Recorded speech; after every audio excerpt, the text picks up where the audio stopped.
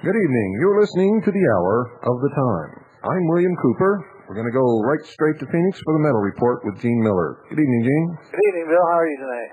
Well, I'll be better when it's all over and I can go to bed. There you go. Well, gold had a high today of $384.30, a low of $382.30, to close at $384.20, up 70 cents.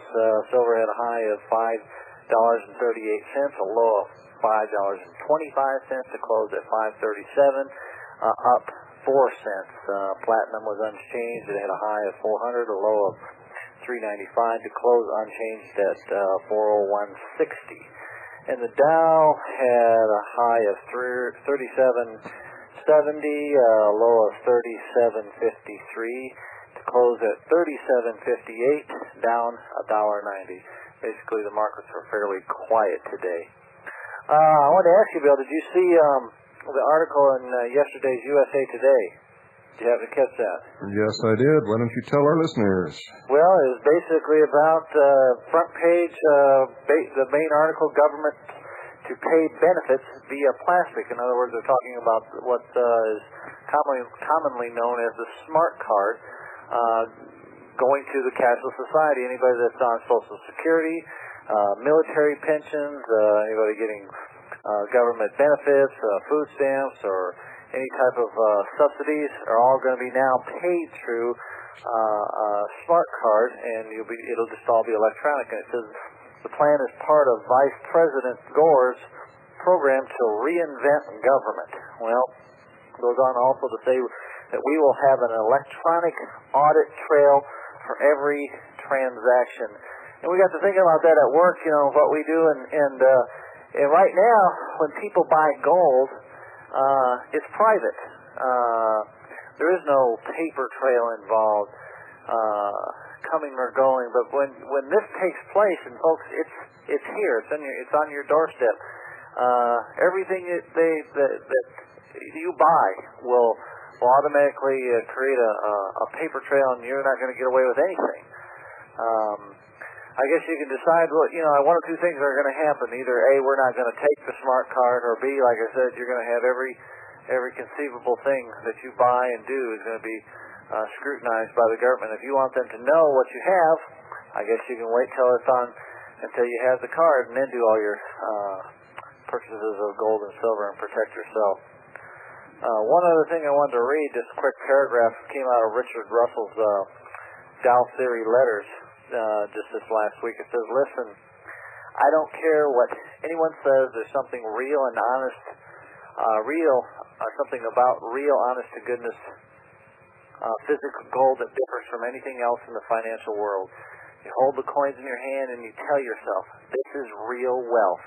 This is real money. It's tangible money. Money that will always possess purchasing power. The stock market can collapse. Bonds can go belly up, commodities can dump, your house can burn down, but gold itself is true value. It's immutable. It's anonymous. It's outlasted 1,000 paper currencies. Gold has been called money since the time of pharaohs and before. Gold is the first metal mentioned in the Bible.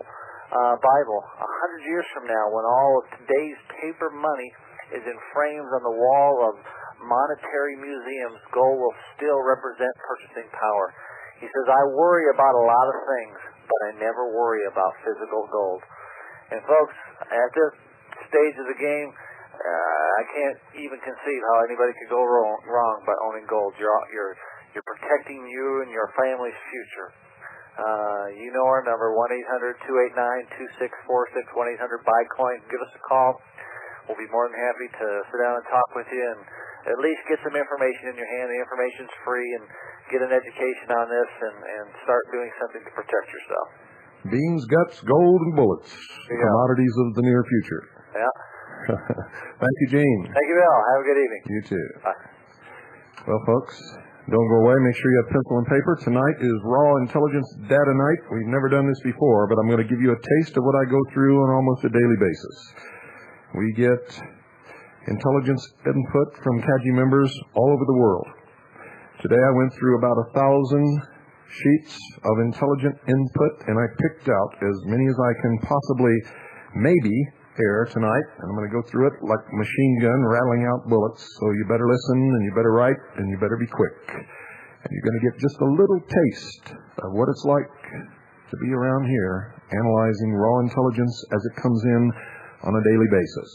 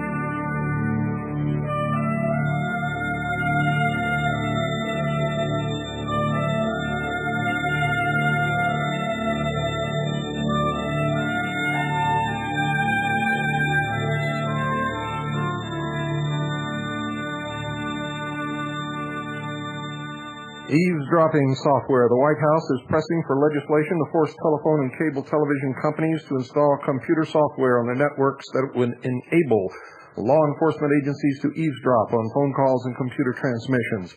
Clinton administration officials said Friday the move intended to preserve the law enforcement agency's ability to conduct court-authorized wiretaps is intended to overcome the difficulty of intercepting telephone conversations and other electronic transmissions in the on-off pulses of digital computer code. From the Philadelphia Inquirer Business, thanks to the Pentagon, we'll know where we are. The military developed a tracking system for objects on Earth. A receiver could be in civilian cars soon. I tell you, they are already. The trucking industry has been using them for at least 2 years. Washington, the Pentagon, is awash in obsolete nuclear bombs, mothballed battleships, and surplus military bases.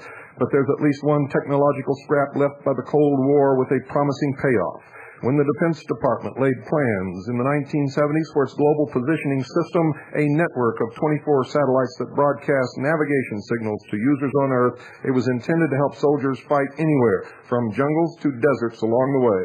Though commercial interests saw a potentially lucrative concept that could revolutionize industries such as land surveying, trucking, environmental protection, and farming. The technology now poised to leap into virtually every facet of the American economy is expected to create an industry with more than 100,000 jobs and annual revenues of $5 billion to $10 billion by the year 2000. With a special receiver that taps the satellite signals, civilian users can determine their position by latitude and longitude within 100 meters anywhere in the world. Tracking things on Earth. Thursday, May 5th, 1994. The same technology could be used in reverse to track and identify every single automobile, vehicle, ship, plane, boat, train, or person on this Earth. May 31st, 1994. The Supreme Court on Tuesday allowed government-sponsored events such as fairs, festivals, and parades to bar inappropriate groups from participation. What is inappropriate? The court turned down the appeal of anti-abortion group that said its free speech rights were violated when it was excluded from the 1990 Great Pumpkin Festival in Frankfort, Kentucky. In a case from Cobb County, Georgia, the court refused to let the Ten Commandments be posted in a county courthouse. The court, which previously banned the commandments from classroom walls in public schools, left intact rulings that forced Cobb County officials to remove from their courthouse complex a 3-by-5-foot framed panel containing the Ten Commandments and teachings of Jesus. Ruled 7-2 in a Washington case that states can require hydroelectric power plant operators to keep a minimum amount of stream flow to protect fish. That will raise your electricity rates. Left intact, a Dallas curfew challenged by some teenagers and their parents as unconstitutional. Many American cities have adopted curfews to curtail rising crime rates. Agreed to decide in a case from Phoenix whether arrests based on faulty computer records are good faith mistakes that don't necessarily require throwing out all evidence seized afterwards. Violation of Fourth Amendment rights. The court's action in the Kentucky case was taken over a dissenting vote by Justice Sandra Day O'Connor, who voted to review the dispute. June 1st, 1994, the United States ranks first in military spending, first in murders, first in rapes, first in road accidents in the industrialized world. Of course, they don't tell you that we have more roads, more cars, more vehicles, and more people on the roads at any given time, according to a report to the United Nations released today. The 1994 Human Development Report said the United States spends $290 billion a year to defend its borders, while crime within its borders cost an estimated $425 billion in 1992. It said 20 children a day died from gunshot wounds in 1992. 14 million crimes were reported to police. More than 2 million workers were physically attacked, and nearly 6.5 million others were threatened with violence. Has anybody checked those figures? I doubt it. I challenge you to check them, verify them. You'll find that they're false. There were more than 150,000 reported rapes in the United States in 1993, it said. Consumer spending on narcotics in the United States is thought to exceed the combined incomes of more than 80 developing countries, and we're supposed to feel sorry for them. During the 1980s, real earnings of Americans fell by 3%, and nearly 15% of the population now lives below the poverty line. Between 1987 and 1990, real benefit spending per old-age pensioner declined by 40%, and we're supposed to be in an improving economy. What is bad for white America is much worse for black America. 1/3 of whites live in areas polluted by carbon monoxide, but the figure for blacks is nearly 50%. The unemployment rate for blacks is twice that for whites. It said, I say, blacks, move. Austin, Texas, June 1st. Researchers at the University of Texas have invented a blood substitute for use in transfusions that has several advantages over human blood. It does not require blood typing or cross-matching, has a longer shelf life, and avoids blood-borne infections like HIV. Remember that, folks? Police halt paramilitary maneuvers. 5 in fatigues. Arrested. Weapons seized. In where? This is the Chicopee Holyoke Union, Friday, August 20th. 1993. We just received this. Apparently, an element of the militia was exercising in a nearby woods with the approval of the officials, of the police, of everybody else who knew that they had been using those woods to exercise for quite some time. All of a sudden, 5 were arrested and charged with violation of gun laws. Since they were militia, there's no violation. Flash bulletin. We've known this since it happened, but I was saving this for tonight. Why? Because I didn't want to rant and rave too soon. Reliable reports indicate that Red Beckman, one of the founders of FIJA, was jumped this morning by the local sheriff's SWAT team, removed from his 15-acre ranch, personal effects taken from the dwelling to ostensibly be stored at Red's expense, and the house was bulldozed. No shots were fired. The militia in Montana had stated that they were not going to allow this to happen. They stated that they would hold the line and protect Red Beckman's property along with Red and his family. Where were you? Sleeping on the job? You didn't even post a watch. The militia in Montana, as far as I'm concerned, should be shot. You're not worth a damn if that's the kind of militia that you are. You made a promise, you didn't keep it. And if that's the way the militia across this country is going to act, you might as well hang it up right now. Rodent's death prompts charge, Bakersfield, California. Tong Ning Lin's 1 acre of bamboo was supposed to be just the beginning of his American dream. The Taiwanese immigrant had cultivated his remaining 719 acres in preparation for other vegetables to cater to Southern California's booming Asian population. Federal agents stopped him before he could plant his other crops. 3 months ago, U.S. Fish and Wildlife Service agents showed Lynn a dead Tipton kangaroo rat, told him the rodent was found on his land, and accused him of violating the Endangered Species Act. Lynn, 51, pleaded innocent to a federal charge of knowingly killing an endangered species and destroying its habitat. If convicted, he could be imprisoned for 1 year and fined $300,000. I can hear some of you now. What's that chink doing here with 719 acres? I hope they put him away forever. Well, if they do, folks, you're next. You're next. You are next. Just when he was ready to hit the gas and start to make his dream come true, these people descended on him like stormtroopers, said Daniel Rudnick, Lynn's attorney. Rudnick says his client is a symbol for farmers across the country to have endangered species on their land. A farm in neighboring Tulare County pleaded guilty in April to the same charge, involving the endangered blunt-nosed leopard lizard. The owners of Tula Vista Farms handed over part of their land to the Fish and Wildlife Service in lieu of a fine. Folks, if you find a dinosaur living in a cave on your land, shoot it, bury it, and forget it. The United States leads world in exporting arms. This comes from the Democrat and Chronicle, Rochester, New York. U.S. leads world in exporting arms. On the same page, ladies and gentlemen, it says Brady Law prevents 1,605 from buying handguns. County forms militia to protect gun rights. The Palm Beach Post, Saturday, April 16th, Florida.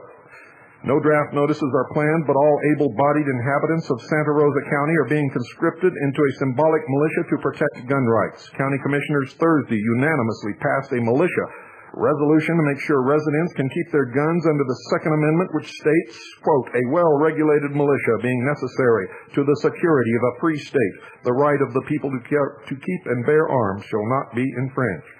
The resolution drew praise from gun rights advocates such as Jim Barnett of Pensacola and neighboring Escambia County. A similar proposal is to be offered next week. I think they should take it a step further and twice a year hold a big meeting and tell all the citizens to bring down their guns and 1,000 rounds of ammunition for training, said Barnett, owner of Gateswood Sports Incorporated. It could be a big fish fry. Do it in your county. San Antonio, June 1st. Federal judge on Wednesday ruled against a Texas sheriff who filed a lawsuit claiming he did not have enough manpower to enforce the Brady Law and that the law would put him in legal jeopardy. U.S. District Judge Ed Prado of San Antonio upheld the handgun control law, rejecting claims by Val Verde County Sheriff J.R. Coog of Del Rio that the law violated the Fifth and 10th Amendments to the Constitution. Coog said in the March 9th lawsuit that the background searches the law required tied up manpower on his small staff and made him and other law enforcement officials vulnerable to civil liability suits. Wrong argument, my friend. The argument should have been on a constitutional basis and the fact that you don't work for the federal government and therefore they have no jurisdiction to tell you what to do. That's why he lost, and that's why Sheriff Mack will win, and that's why the sheriff in Montana won. Brady bill is snowball rolling downhill. Law, the background check requirement is overturned on the pivotal question of what Congress can order states to do, and that is the right argument, ladies and gentlemen. Congress amends or repeals scores of laws each year, but there is one law that never goes away, the law of unintended consequences. The latest boomerang involves the Brady bill, the controversial measure to impose a 5-day waiting period for purchases of handguns. It was signed with great publicity last December as a breakthrough victory for gun control advocates and a tribute to the tenacity of Sarah and Jim Brady. He, the popular press secretary who was badly wounded in the 1981 assassination attempt against President Reagan. Far less attention has been given to the May 16th federal court decision that the key section of the Brady bill requiring a check of criminal records, drug or mental problems of gun applicants is a violation of the Constitution and unenforceable anywhere in the country. That's the real argument, or one of them, anyway. The card. Not too long ago, I did a broadcast outlining to you the proposal by the U.S. Post Office Department for a one card for everything. And it is reality. Postal Service and IRS mull national identity cards, and Clinton is going to sign the orders. Digital media has learned that the Clinton administration is debating not if, but how to create a card that every American will need in order to interact with any federal government agency. Combined with 2 potential executive orders and the Postal Service's designs on putting its stamps on personal and business electronic transactions, the card could open a window on every nuance of American personal and business life. Another prediction by yours truly has come true. The wrangling among the administration, the U.S. Postal Service, the Internal Revenue Service, and Department of Defense emerged into the public eye at this April's Card Tech Secure Tech Conference. The gathering of security experts was convened to discuss applications for smart card and PCM-CIA memory card technologies in business and government. The Postal Service at the conference presented a proposal for a general-purpose U.S. Services smart card which individuals and companies would use to authenticate their identities when sending and receiving electronic mail, transferring funds, and interacting with government agencies such as the IRS, Veterans Administration, and the Department of Health and Human Services. Soon it would be followed by medical doctors, hospitals, supermarkets, banks. Everybody, ladies and gentlemen, President Clinton is also considering signing 2 executive orders that would greatly expand the government's access to personal records, including an order that would allow the IRS to monitor individual bank accounts and automatically collect taxes based on the results, said sources close to the White House. The collection service will be presented as a convenient way to avoid filling out a tax return. The White House did not respond to requests for comments about this report. In other words, ladies and gentlemen, even if you got yourself out of the system, if you deposit your money in a bank, the IRS would just merely confiscate it, part of it, all of it, a percentage of it, whatever they want. When sending or receiving electronic mail, U.S. card users would be able to check the authenticity of a digital signature to screen out imposters, banking transactions, notably credit card purchases, loan payments that depend on authentication of the participants' identities, and an audit trail would be registered in Postal Service systems. Veterans, or for that matter, college students and welfare recipients could check their federal benefits using the identification data on their U.S. cards. Visitors to an emergency room would have instant access to medical records at other hospitals as well as their health insurance information. Enough said. These examples, folks, seem benign separately, but collectively they paint a picture of a citizen's or business's existence that could be meddlesome at best and downright totalitarian at worst.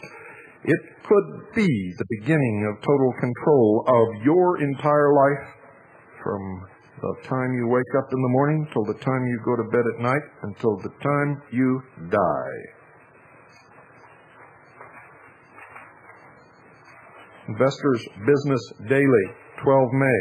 Clinton planned national ID card poses thorny privacy questions.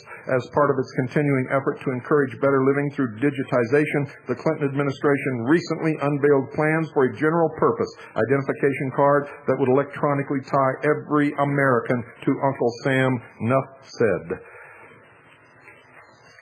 Washington, May 31st, 1994. Trying to get out of the business of printing food stamps and writing welfare checks, the Clinton administration announced a nationwide system Tuesday to use electronic banking technology to deliver billions of dollars in government benefits.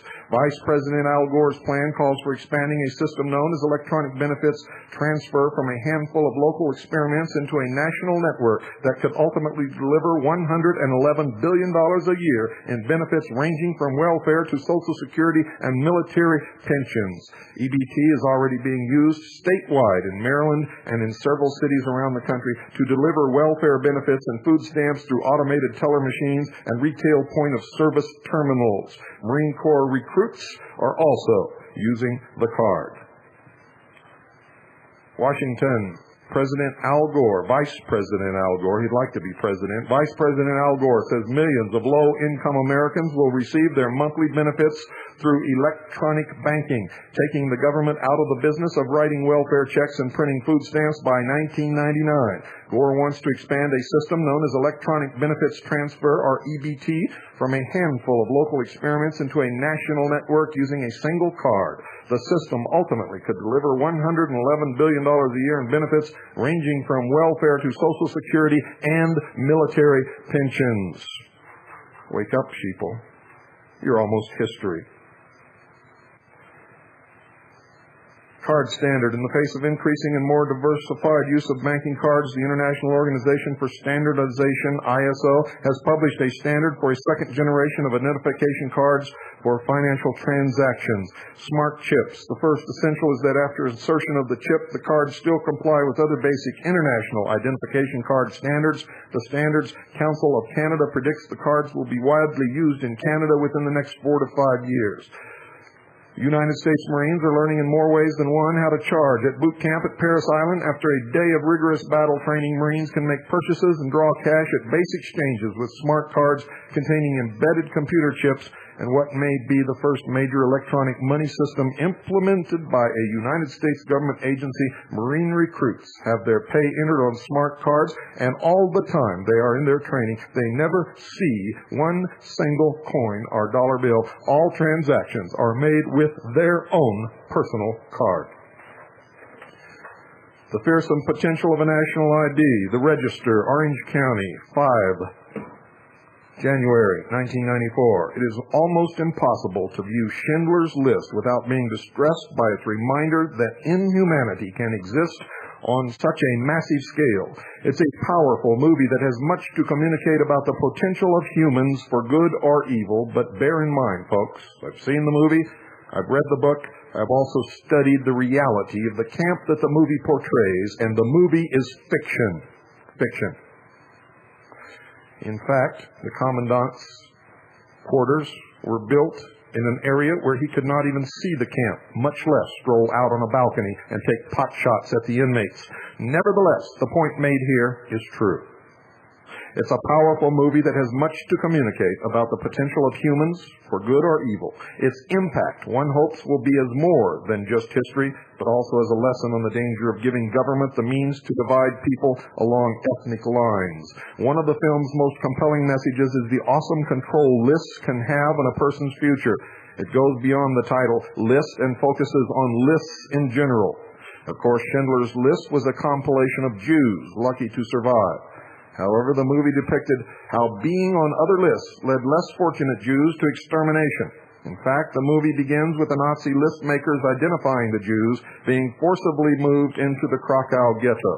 As each more terrible stage of the Holocaust unfolds, the first sign is the list makers deciding who shall live and who shall die, to the extent that simply being on a list or having certain identification papers becomes equivalent to death or survival. The film shows the inevitable corruptions of any identification system. As identification becomes the means of survival, histories and papers are falsified. One character is placed on a train headed for an extermination camp simply because he is accidentally put on a list. One of the more telling scenes is when another character, on disembarking from a train at Auschwitz, frantically asks, "Where are the list makers?" She had learned that her survival required being on a list. The inherent danger of mandatory identification is an important message, especially as we are seeing a bipartisan consensus forming for such a system.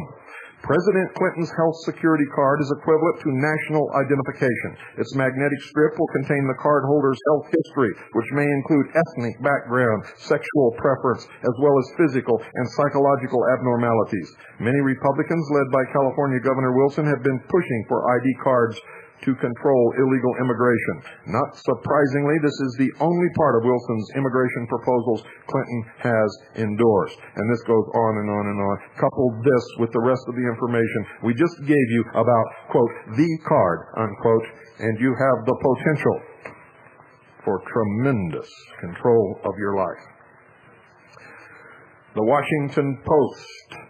U.S. and Russia to jointly train troops. And I told you this a long time ago. We put it, folks, in the treason documents. We documented it first. We put it out on the air first. We were called a liar first. The facts prove that we are the only ones who have been giving it to you straight. U.S., Russia to jointly train troops. The Washington Post, Washington, in another milestone of cautious friendship between old Cold War enemies, United States and Russian defense leaders, yesterday agreed to train 2 of their heavy combat divisions together for combined peacekeeping operations. The training, likely to be performed in Russia, Germany, and the continental United States, would be the first exercises of any kind involving the ground forces of the world's 2 most powerful armies. A handful of previous cooperative contacts between the United States and Russian forces beginning in 1988 and accelerating with the breakup of the Soviet Union in 1992 have taken place mainly in passing exercises between warships at sea. Don't go away. I will be right back.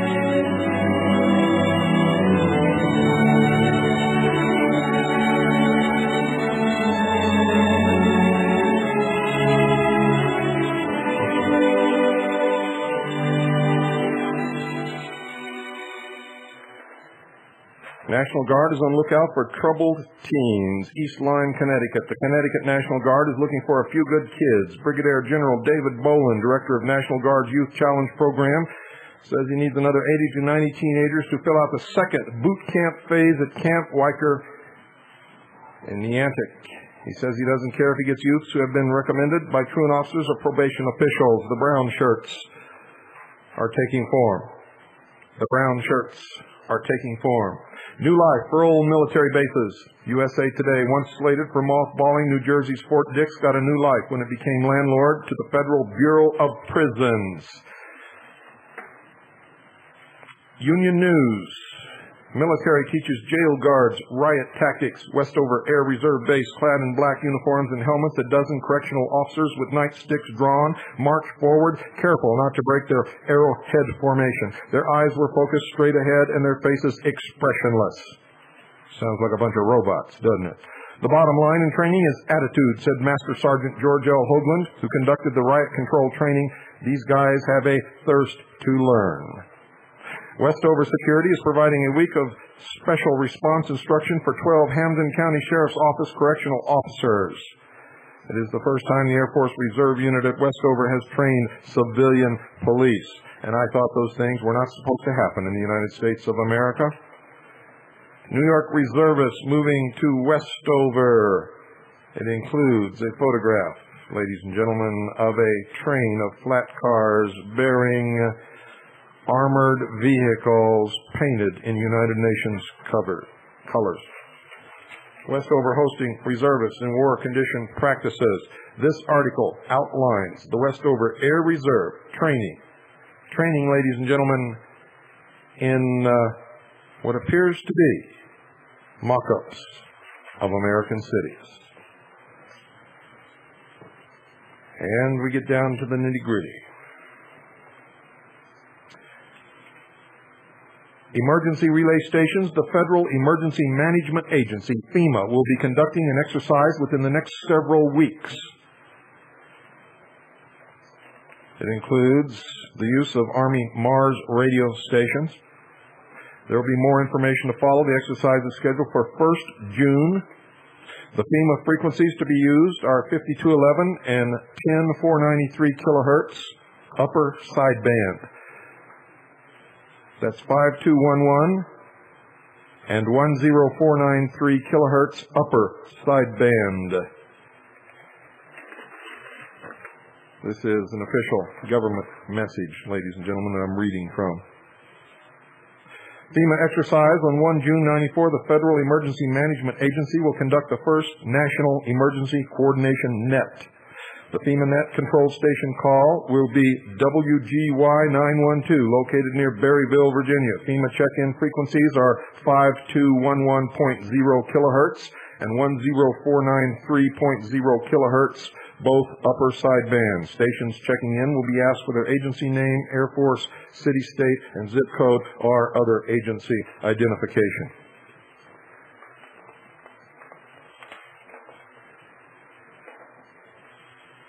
Moscow. The Americans aren't coming after all. Facing harsh opposition from nationalist Russian lawmakers announced with their United States counterparts Tuesday that they were dropping plans for the first joint military maneuvers on Russian soil. Both sides agreed they should be held at a base in the United States instead. Are you listening? Are you paying attention? Moscow, May 31st, 1994. Bowing to hardliners' pressure, Russia and the United States dropped plans today for joint military maneuvers in Russia and said they hope to hold the first ever such exercises on American soil instead. No date or base was given for proposed new maneuvers, which were to have sent some 250 U.S. troops to Russia for a week in July to work with an equal number of Russian officers and soldiers, followed by a full battalion armored division. Special report. Operation Agile 94 is a secret United States government, elite FBI, DEA, BATF, IRS, etc. multi-jurisdictional task force secret police operation which is currently busting gun groups without regard to the Constitution or access to the press. AG-94 started in New Orleans on April 20th, moving eastward and then up the coast. Commencing on June 6, 1994, concurrent with AG-94 and one day after the crime bill will pass, the Financial Crimes Enforcement Network, FinCEN, United Nations, in effect, secret police, and UN mercenaries operating clandestinely over the past 2 years from U.S. military local airfields in 3,000 black helicopters will begin descending on marked targets who have been scoped out and spied or practiced on for months. Targets are armed patriots, vocal Christians, constitutionalists, conservative spokesmen, right-wing troublemakers, radio evangelists, etc., who are expected to never cooperate with or bow to the New World Order.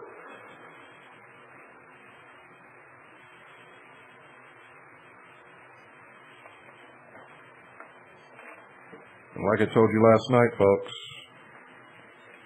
this is another intelligence report.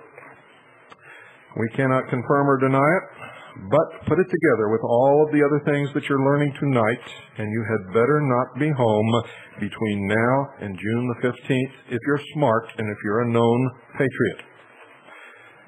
You should be armed and just prepare.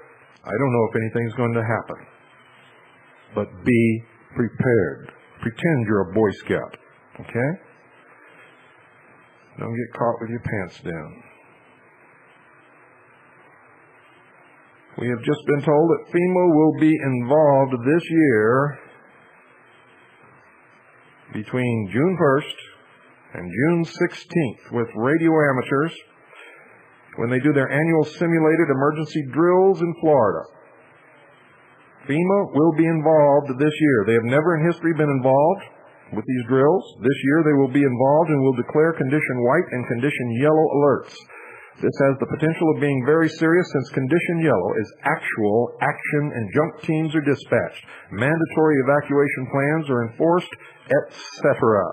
For more information, folks, read the executive orders governing FEMA and what they're capable of doing under a declared national emergency, and you'll know what could happen. This report, I can't air, it's rumor. I now have in my hand, ladies and gentlemen, the actual bill of lading actual bill of lading from Germany, stamped directly on the face of it. It says reserved for UN. This bill of lading is for Soviet trucks, all of them equipped with CBN decontamination units. All of them stored near Biloxi, Mississippi. I have photographs of all of these trucks, of the complete installation. The bill of lading came right off the front windshield of one of the trucks. There was a bill of lading on every single truck. We took one at random. Also, a report of a German serviceman who was visiting New Orleans from a U.S. Army base in Alabama where he was training. He was shot and killed Sunday on a street corner near Armstrong Park. Martin Hecker, 25, had been partying on Bourbon Street. Hecker, who reportedly lived in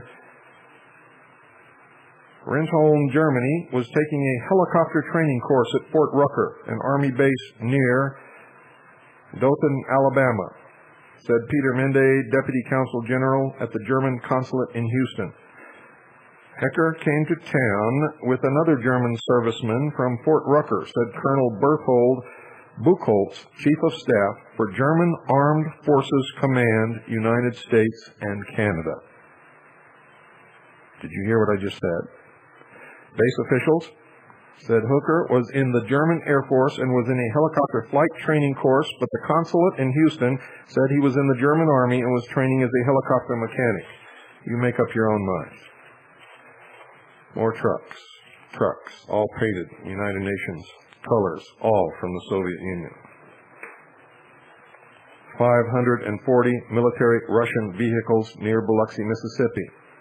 In last month's issue of Taking Aim, we reported that these vehicles were being stored on an international biosphere reserve and guarded by foreign troops who could not speak English. After further investigation, MOM has discovered that this compound is not being guarded by foreign troops, and this property is not an international biosphere reserve. MOM has received video footage and also an audio report of this compound. These reports reveal there are now approximately 730 vehicles in this compound. This compound is owned by the United States Customs Blue Lightning Customs Office. These vehicles come from the East German bloc in Germany. Bill of lading on vehicles marked UN, United Nations. Vehicles at this time are being marked on their bumpers UN with personal ID numbers example UN 439. Vehicles are equipped with and for gas, CBN, chemical, biological, and nuclear warfare. Assault troops, latest communications equipment, anti-scattering infrared devices, survival in nuclear biological contaminated areas. All vehicles are less than 2 years old and have no more than 1,000 miles on their odometers. The Director of Maintenance in this U.S. Custom compound stated that these vehicles are attached to the United Nations and were to be used outside of the U.S. for purposes other than peaceful. He also stated that these vehicles were quarantined in this compound. These vehicles have had their fuel tanks topped off and are ready to roll at any time. They are combat ready. This compound is restricted and is being guarded by Doberman Pinschers as of the first week of April. It appears that these vehicles are being transported up the Pearl River after being unloaded at the NASA compound. Our intelligence reports show that heavy dredging has occurred in the Pearl River, which flows through NASA, allowing for seagoing barges entrance into the compound. February 21st, 1994, January 21st, 1994, two men, one who works in the medical field, were fishing in the bayous of the Pearl River when they were asked to leave by a strangely clad individual. These men had observed heavy river traffic before, so they returned to their vehicle to get a camera, and they also had taken an SKS rifle with them. They returned to their fishing boat to continue fishing. After an unspecified amount of time went by, they noticed a number of boats coming up the river toward them. The lead boat fired warning shots over their boat. While one of the men was taking pictures, the other man fired numerous shots over the lead boat. The lead boat at that time riddled their fishing boat and the vehicle they were traveling in, which was parked next to the shore, full of holes, with what they believed to be an M60 machine gun. The van was not drivable, so they fled on foot.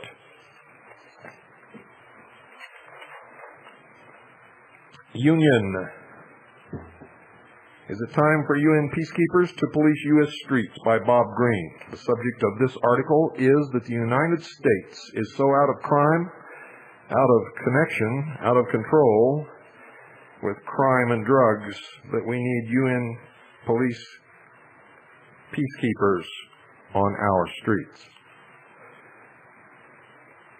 Des Moines Register, May 24th, 94. United Nations looks at international gun control.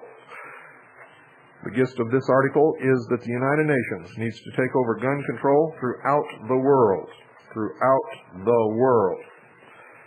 If we're not under United Nations government, how could they even consider such a thing? The Gaston Gazette, May 24th, 1994. United Nations studies global gun control. The UN proposal. Here's how the UN proposal would affect guns. Harmonization of gun standards across the world with controls at all points of the chain, from production and acquisition to purchase and afterward. Strengthening of government controls on the export and import of arms. Stricter regulation of international arms dealers. Establishment of a global computer database on missing and stolen arms.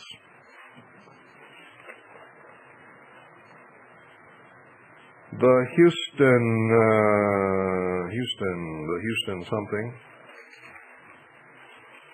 Houston paper, I guess. Tuesday, May 24th, United Nations taking aim at world gun control. Commission could stir debate on U.S. global weapons trade. Again, the gist of that article is the same as the gist of the others. Washington, June 1st, 1994. New strategies to heal an ailing world will include a global income tax and penalty fees for adding to the third world brain drain, according to a United Nations report published Wednesday. And you think you're overtaxed already. Ladies and gentlemen, you better wake up. You better do it real quick. June 1st, 1994. Key findings from the 1994 Human Development Report prepared for the United Nations Development Program. The nature of conflict has changed in the last 50 years from strife between nations to discord within nations. Of 82 conflicts in the last 3 years with more than 1,000 battle-related deaths, 79 were within nations and only 3 between nations. 90% of the war casualties in the last decade were civilian, a reversal of the pattern during the 2 world wars when 90% of the casualties were soldiers. Global military spending declined between 1987 and 1994 at an estimated average rate of 3.6%, yielding a savings of $935 billion, but it is difficult to track where the savings went. While the Cold War has ended and superpower arms spending has decreased, developing countries have reduced military spending by very small amounts. In sub-Saharan Africa and South Asia, 2 of the poorest regions, military spending levels have increased. The United Nations last year spent $4.4 billion on peacekeeping, more than the $4 billion it spent in the previous 48 years. The United Nations operation in Somalia cost more than $2 billion in 1993. A similar investment in Somalia's social and economic development 10 years ago might have averted the current crises. The World Health Organization estimates the total cost to the international community during the 1980s on research and lost productivity associated with AIDS was $240 billion. Just $10 billion invested in primary health care and family planning education, particularly in Africa, could have prevented such a fast outbreak of the disease. And finally, one of my favorite organizations issues warning of global danger. London, June 1st, 1994.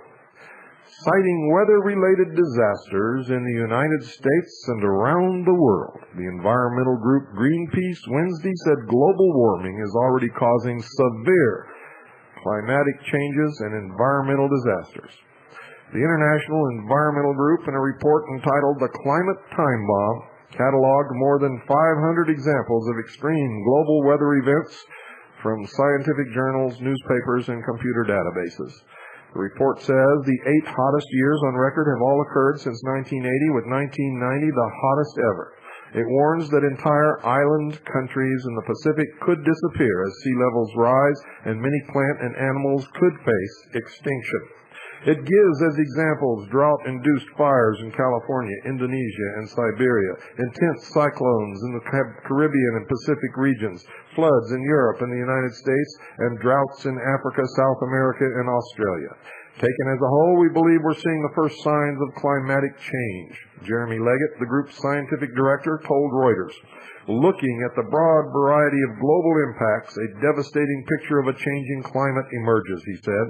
Anyone ready to argue that decades of unimpeded CO2 carbon dioxide emissions by the fossil fuel industry has no noticeable effect on the climate must be prepared to explain why the last decade has been the hottest since records began, why the trend continues into the 90s, and why we are seeing unprecedented glacier melting and the thinning of the Arctic.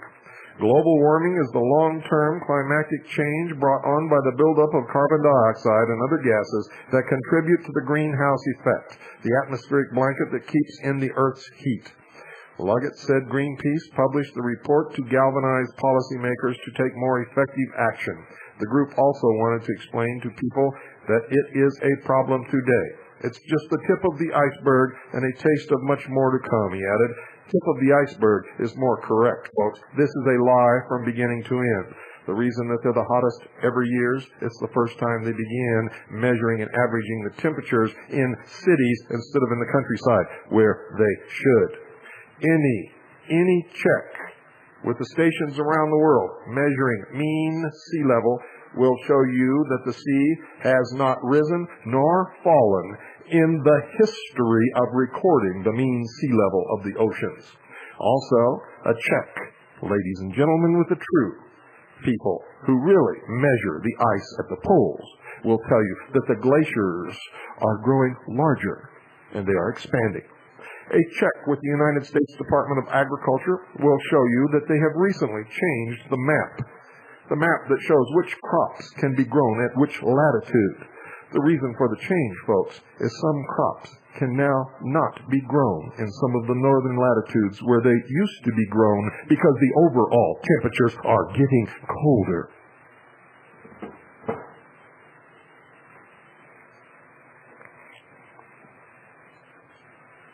How about that? Now, folks, I've told you repeatedly, we're in trouble. I give you facts. I don't give you conjecture. I tell you don't believe what you hear on this program or any other program. I tell you to go out and prove me wrong. None of you have. You all know what's happening and you know what's coming.